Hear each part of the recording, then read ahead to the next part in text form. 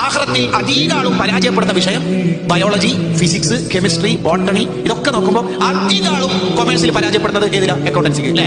എന്ന പോലെ ആഖിറത്തിൽ നോക്കുമ്പോൾ അധികാളും പരാജയപ്പെട്ട രണ്ട് ടോപ്പിക്: ആരോഗ്യ സമയം, യുവത്വം, സെക്കൻഡ് സമയം, ഒഴിവ് സമയം. Last seen today WhatsApp 12:36. ഈ വിഷയത്തിലാണ് അധികാളും പരീക്ഷയിൽ തോക്കൽ.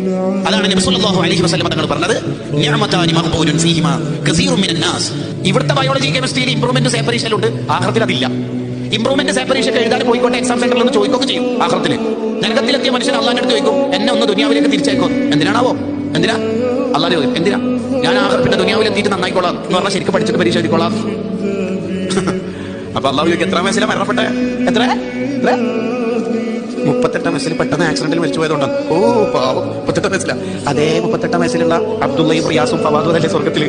ഒരു ആക്സിഡന്റ് അല്ല, സാധാരണ വയസ്സ് 38 കിട്ടുള്ളൂ. മറ്റാക്കത്ര വയസ്സ് കുറെ നേരം ഉണ്ടാക്കും. 25 വയസ്സുണ്ടാ. 24 വയസ്സുള്ള ചെറുപ്പക്കാരാണ് സ്വർഗത്തില്. അവലം നുഅമ്മിറുകുമാ യതദക്കറു ഫീഹി മൻ തദക്കർ വജാഅകുമുൻ നദീർ. സൂറത്തുൽ ഫാത്തിർ. നിന്റെ അതേ ആയുഷ്കാലുള്ള എത്ര ആളാണ് സ്വർഗത്തില്? ദുനിയാവിലേക്ക് തിരിച്ചു പോകും.